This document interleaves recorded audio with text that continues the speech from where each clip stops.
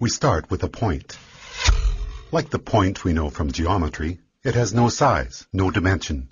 It's just an imaginary idea that indicates a position in a system. A second point, then, can be used to indicate a different position.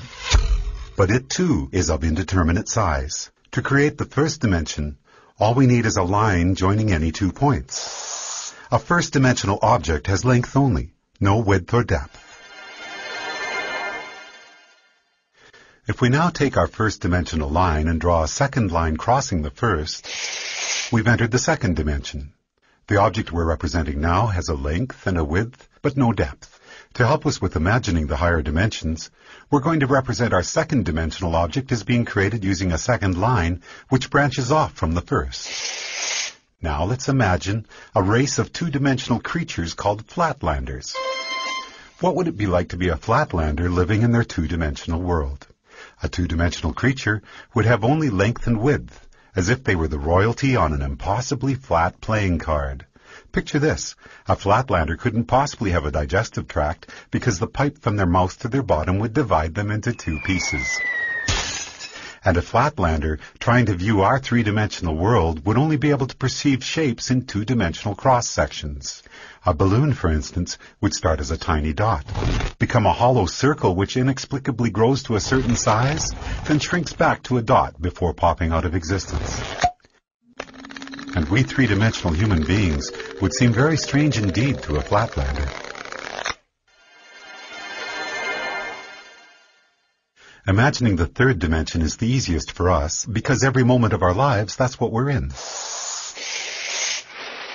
A 3-dimensional object has length, width, and height. But here's another way to describe the third dimension.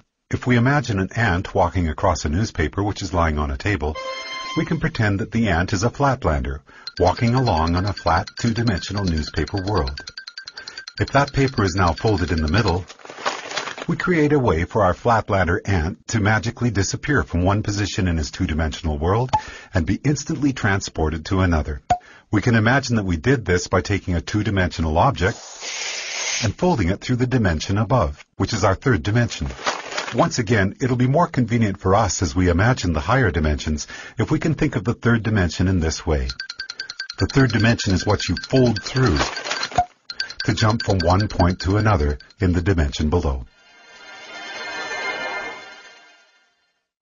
Okay, the first 3 dimensions can be described with these words: length, width, and depth.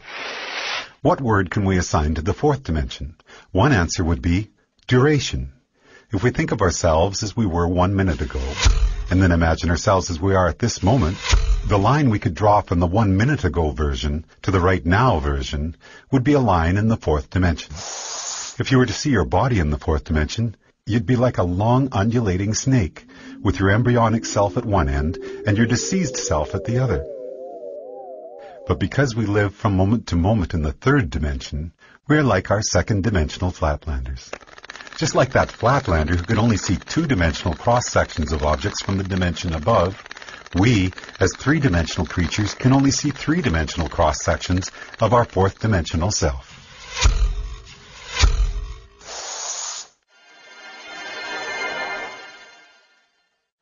One of the most intriguing aspects of there being one dimension stacked on another is that down here in the dimensions below we can be unaware of our motion in the dimensions above. Here's a simple example.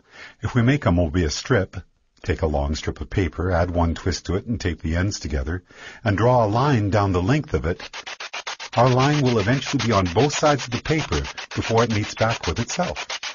It appears, somewhat amazingly, that the strip has only one side, so it must be a representation of a 2-dimensional object. And this means that a 2-dimensional Flatlander, traveling down the line we just drew, would end up back where they started without ever feeling like they had left the second dimension. In reality, they would be looping and twisting in the third dimension, even though to them it felt like they were traveling in a straight line. The fourth dimension, time, feels like a straight line to us, moving from the past to the future. But that straight line in the fourth dimension is, like the Mobius strip, actually twisting and turning in the dimension above. So the long undulating snake that is us will feel like it is moving in a straight line in the fourth dimension, but there will actually be, in the fifth dimension, a multitude of paths that we could branch to at any given moment. Those branches will be influenced by our own choice, chance, and the actions of others. Quantum physics tells us that the subatomic particles that make up our world are collapsed from waves of probability simply by the act of observation. In the picture we are drawing for ourselves here, we can now start to see how each of us are collapsing the indeterminate wave of probable futures contained in the fifth dimension into the fourth dimensional line that we are experiencing as time.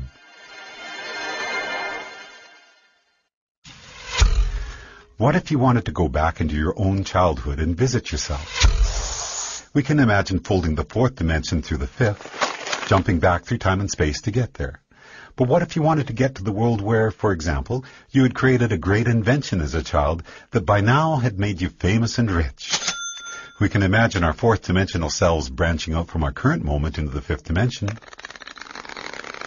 But no matter where you go from here, the great child inventor timeline is not one of the available options in your current version of time. You can't get there from here, no matter how much choice, chance, and the actions of others become involved. There are only two ways you could get to that world. One would be to travel back in time, somehow trigger the events that caused you to come up with your invention, then travel forward in the fifth dimension to see one of the possible new worlds that might have resulted. But that would be taking the long way. The shortcut we could take would involve us folding the fifth dimension through the sixth dimension, which allows us to instantly jump from our current position to a different fifth dimensional line.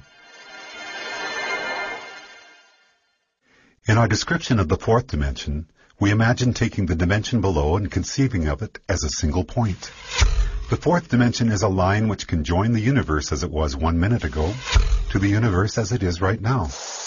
Or, in the biggest picture possible, we could say that the fourth dimension is a line which joins the Big Bang to one of the possible endings of our universe. Now, as we enter the seventh dimension, we're about to imagine a line which treats the entire sixth dimension as if it were a single point. To do that, we have to imagine all the possible timelines, which could have started from our Big Bang, joined to all the possible endings for our universe, a concept which we often refer to as infinity, and treat them all as a single point. So for us, a point in the seventh dimension would be infinity. All possible timelines which could have or will have occurred from our Big Bang.